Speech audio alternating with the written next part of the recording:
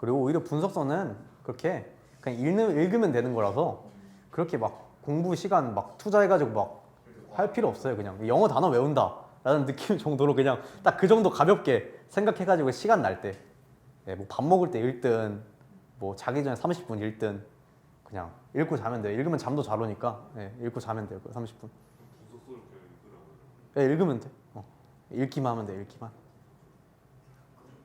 읽어보면 돼. 읽어보기만 하면 돼. 읽어보는 것도 그냥 3번 정도만 읽어보면 돼. 수능 끝날 때 수능 전까지 3번만 읽으면 기억이 나. 너 같은 책 3번 읽으면 기억나잖아, 내용. 읽어본 적이 없지만 일반적으로. 3번만 읽어. 3번 읽어야 돼. 3번. 그럼 딱 전문을 전체 그 요약된 거 말고 요약본만 읽으면 돼요.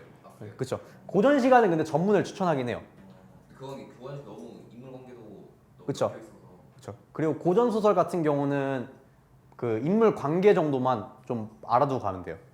왜냐 인물 관계가 문제잖아요. 인물 관계가. 시즌 분석서 사도 전문까지는 안 나와 있잖아요.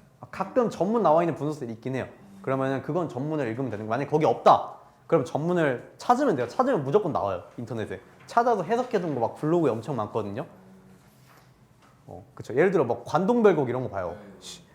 그때 그 관동별곡 같은 경우는 출제될 수 있는 포인트도 좀 많고 좀 길거든요. 그리고 만원사도 되게 길고 그런 작품 같은 경우는 그 보통 여기만 잘라서 수측에 적혀 있으면은 여기부터 여기까지가 시험에 나와요. 보통 여 사이에서 여기는 안 나와요. 잘. 어쨌든 출제된 장면은 나오지 않으니까 일반적으로는 나머지를 공부를 해야 되는 거죠. 알았죠? 그러니까 실제로 수특 풀어가지고 연계를 느낄 수가 없는 거죠. 여기 나오는데 수특에는 여기 나오면은 난 생판 모르는 장면이 나오는 거니까 갑자기 여기선 얘가 살아있었는데 실제로 수능에 출제된 장면 얘가 죽은 후의 장면이야. 그러면 이제 의미 없는 거죠. 그러니까 그래서 웬만하면은 전체 줄거리가 담겨져 있는 분석서를 사라. 요약본으로라도. 그렇죠. 그럼 고전 시가가 인물 관계도 정도고. 고전 소설 인물 관계도 그다음 간단한 요약 줄거리. 그다음에 고전 시가는 어휘 같은 경우 좀 알아두면 좋은 거고. 왜냐면 어휘가 보통 몰라가지고 해석이 어려운 경우가 많으니까 어휘 정도 어려운 어휘가 없게끔만 해석하면 되는 거고. 예를 들어 뭐 홍진 이런 거 나오면은 뭐 뭔 뜻인지 알아야 되는 거고. 그 정도만 알면 되는 거고. 그다음에 현대시는 너무 딥하게 할 필요는 없어요. 그냥 대충 이게 어떤 내용을 말하는 거구나 정도만 알면 돼요. 현대시는 어차피 뭐 보기에 따라서 워낙 해석의 폭이 넓기 때문에 깊게 알 필요는 없어요. 현대시는 제일 맞죠? 그다음에 현대 소설은 실제 현대 소설이 제일 도움을 많이 받아요. 현대 소설, 고전 소설, 고전 시가 이 세 개가 도움을 많이 받고 현대시는 그나마 좀 덜. 그래서 공부를 만약에 해야 된다면은 소설 먼저 하고 산문 먼저 하죠. 산문 먼저 하고 그다음 운문. 이 순서로 하는 게 좀 좋긴 해요. 시간이 없다면은. 네, 알았죠? 홍진이 그건데요. 그 전쟁인가? 그 무슨 그 모래 속세 말하는 거죠. 속세를 의미하는 일반적으로. 근데 그 정도는 보통 분석사 하면 그 정도 알려줘요. 그런 거 해석하는데 그런 거 해석하는데 어려움만 없으면 되는 거예요. 네, 시험장에서 그 정도로만 공부하면 돼요.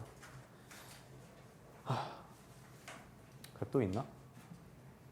그다음 뭐 방법론 같은 거는 워낙 많으니까 뭐 요즘 뭐 문제 해결 구조, 그다음 뭐 스키마 도식 푸는 법 뭐 해가지고 뭐 많잖아 요즘 그런 거. 뭐 첫 문장은 중요해가지고 뭐 어떻게 읽어야 되고 1문단에서 어떻게 해가지고 지문을 그거는 뭐 알아서 해. 그거는 상관없어. 그거는 뭐 알아서 하는 거야. 그거는 뭐 어떻게 하든 간에 결과적으로 도달하는 점수대는 비슷할 거니까 열심히 하면은 어떤 방법이 맞고 어떤 방법이 틀렸고 이런 거는 너무 고민하진 않았으면 좋겠어. 알았지? 그거는 어떻게 1등 간에 결국에는 도달한 지점은 같거든. 길이 다른 것 뿐이니까 저 길이 더 좋아 보인다고 갑자기 내가 하던 걸 버리고 넘어가는 건 아니야. 그렇지? 되죠.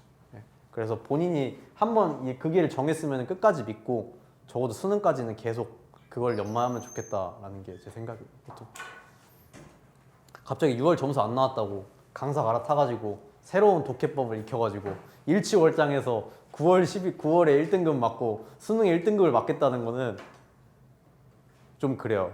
왜냐면 우리가 수학 국어만 공부하는 게 아니잖아요. 네. 국어 그래 독해법 바꾸는 게 얼마나 어려운 일인데 평생 자기가 읽었던 방식 바꾸는 건데 그렇게 6월까지 다져놨는데 갑자기 6월에 점수 안 나왔다고 새로 갈아타가지고 다시 모래성을 쌓기 시작하면 결국엔 무너져요 수능에. 알았죠? 그래서 하나를 파기를 했으면은 그거 그대로 믿고 그거를 끝까지 끌고 가는 게 좋다라는 게 제 생각이에요. 강사 안 갈아타고 특히 국어는 국어는 더 그쵸. 또 있니? 아무거나 어차피 잘라도 돼 뒤에는. 뒤에 어디서부터 나도 정상에 나갈지 모르지만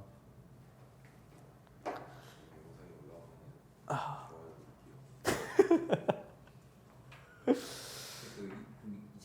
2022학년도 보실 때 그냥 그거 다 그냥 푸실 때다 풀렸어요. 다 풀리진 않았죠. 세모 친구도 있었죠. 근데 답은 낼 수 있었어요. 그렇죠. 그때 20분 풀고 문학은 다 맞았거든요. 문학과 원맨 다 맞았어요 그때. 기억하고 판단하실 예, 때는 그건 확실한 답은 있으니까. 물론 세모 친구는 있었죠. 세모 친구는 저도 한 5개 있었을 거예요. 근데 답은 낼 수 있었어요. 답은 낼 수 있다. 아무리 어려워도 시험에서. 진짜 저 잘 모르니까 그 네. 진짜 막 파바박 풀어야 시간이 딱 맞나요? 아 방금 제가 푼 것처럼 가 x 나 x 이렇게 이 정도로 그냥 풀면 돼요. 그냥 이 정도 속도로만 풀면 돼요. 지문에서 안 끌리는 게 제일 중요한 그쵸. 요점이. 너무 해석하려고 해가지고 시간을 끌지 마라가 제 생각이에요. 네. 어차피 안 되고 왜냐면 내가 국문학과 갈 것도 아니고 그걸 의도하고 문제를 내지도 않으니까. 그쵸. 의도는 보통 논리적 모순 찾기 혹은 사실적 불일치로 보통 시험을 내니까 혹은 보기와의 불일치 이거 세 개로만 문제를 내니까 너무 문학 어떻게 해석해야 되냐 해가지고 막 시집 있고 이런 건 솔직히 의미가 없어요. 알았죠? 시인이 본인 시 쓴 거 가끔 옛날에 수능에 한번 나온 적 있는데 그 시인이 본인이 생각했을 때 이런 의도로 쓴 거 아니라고 한 적 있었거든요. 그래서 논란이 됐던 적이 한 번 있어요. 근데 보기의 내용하고 시인이 말한 내용, 시인이 생각하고 이 시를 쓴 내용하고 완전 다른 거예요. 근데 평가원에서 그건 아무런 문제가 없다고 했어요. 왜냐면은 시인이 그렇게 의도했든 간에 안 했든 간에 보기를 읽으면 문제를 풀 수 있는데 아무런 지장이 없으면 되는 거예요. 그렇죠. 결국에는 시인도 절대적인 기준이 될 수 없는 거죠. 그 시인이 말한 의도도 결국에 보기만 따라가는 거예요. 보기만 주어진 건 보기 하나니까 시험장에서. 근데 시인도 틀린데 내가 감히 해석해가지고 그걸 맞겠다? 아니죠. 그래서 그냥 겸손하게 해석할 수 없는 거는 해석 안 하고 그냥 풀면 되는 거예요. 그래서 실제로 평가원 기출은 대부분 다 그렇게 풀려요. 네. 그리고 문학 개념어는 제가 말한 대로 학습하면 갑자기 나오는 건데 문학 개념은 제가 말한 대로만 학습하면 돼요. 딱 그 정도만 하면 돼요. 알았죠? 예를 들어 뭐 1인칭 주인공 시점 이런 거 시험에 안 나오거든요. 근데 문학 개념에 가끔 나와 있어요. 가끔 막 시중에 출판된 문학 개념서 같은 거 보면은 막 인칭에 따라서 뭐 3인칭, 1인칭 이런 거 나오거든요. 근데 수능에는 한 번도 그런 단어 쓴 적 없어요. 1인칭 주인공 시점, 전지적 작가 시점 이런 거 한 번도 나온 적 없거든요. 그래서 그냥 평가원 기출에 나온 개념어만 학습하면 돼요. 거기서 더 하지 말고. 네, 알았죠? 대신 간접적으로 나오곤 해요. 예를 들어서 1인칭 주인공 시점 같은 경우는 뭐 화자가 관찰한 내용을 바탕으로 기술하고 있다 이런 내용이면 1인칭 주인공 그 정도만 알면 돼요. 네, 그 정도 표현으로 간접적으로 나오지 직접적으로 이 문학 개념을 너 알아? 모르면 틀려 이런 내용은 나오진 않아요. 그냥 이게 어떤 느낌으로 사용된지 정도만 그 경계만 설정하면 되는 거예요. 네.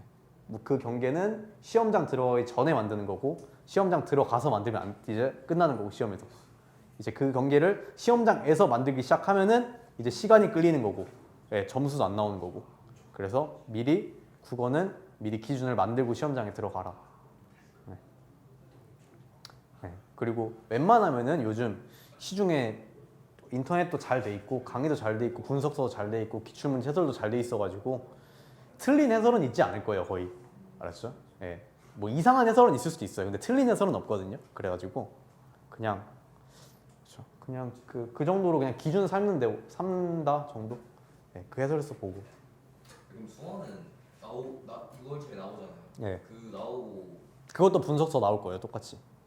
수특도 연계고 수완도 연계잖아요. 근데 그 비중을 수특에 더 주는 게 예, 수특이 더 크긴 하죠. 수특이 훨씬 양이 많으니까 작품이. 수완은 푸는데 양도 얼마 안 돼요. 작품 수도. 근데 갑자기 수완에 만원사하고 관동별곡 이런 거 나온다. 그러면 이제 걔는 그 조금밖에 없을 거 아니에요 양이 거기에. 그러면 그래도 전문 찾아서 읽어봐야죠 그때도. 수완에 나온 것도 결국엔 연계 작품이니까 수완도 분석서가 나와요. 근데 수능 특강을 미리 했으면은 수완만 하는 건 그렇게 부담이 별로 크지 않거든요 볼륨이. 예, 수완이 한 이 정도밖에 안 돼요. 예를 들어 수특이 한 200페이지, 300페이지다 하면은 수화는 100페이지밖에 안 돼요. 그래서 작품 수도 3분의 1밖에 안 돼가지고 그래서 미리 수특을 하라고 하는 거예요, 일반적으로. 수특을 안 하면은 나중에 작품이 막 이따만큼 쌓였는데 그거 분석서 언제 다 읽어? 하루 종일 국어만 그 분석서만 읽어야 돼. EBS 연계하겠다고. 그렇다고 EBS 연계를 한다고 해서 무조건 문제를 맞는다 그 작품? 그것도 아니니까. 기본적인 문학적인 그거는 가지고 EBS는 아까 제가 독서에서 그 배경 지식이 약간 윤활유 역할을 한다 했잖아요. EBS가 정확히 문학에서 딱 그 역할이에요. 기본적인 그 동력이나 아니면 엔진 같은 경우는 우리가 문학 개념을 지금까지 기준 삼아둔 거. 그 다음에 기출 분석 어떻게 했냐가 기본 동력이고 EBS는 그냥 윤활유 정도인 거예요. 알았죠? 네. 근데 그 윤활유만 하루 종일 바른다고 해서 엔진이 돌아가진 않잖아요. 그렇죠?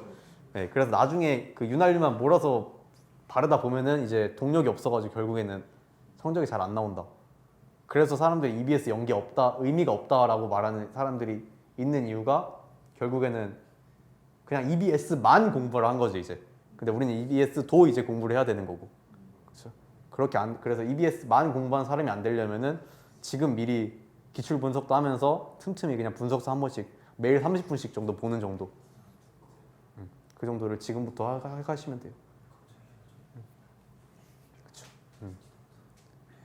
그리고 오히려 분석서는 그렇게 그냥 읽으면 되는 거라서 그렇게 막 공부 시간 막 투자해가지고 막 할 필요 없어요. 그냥 영어 단어 외운다 라는 느낌 정도로 그냥 딱 그 정도 가볍게 생각해가지고 시간 날 때, 뭐 밥 먹을 때 읽든 뭐 자기 전에 30분 읽든 그냥 읽고 자면 돼요. 읽으면 잠도 잘 오니까 읽고 자면 돼요. 30분.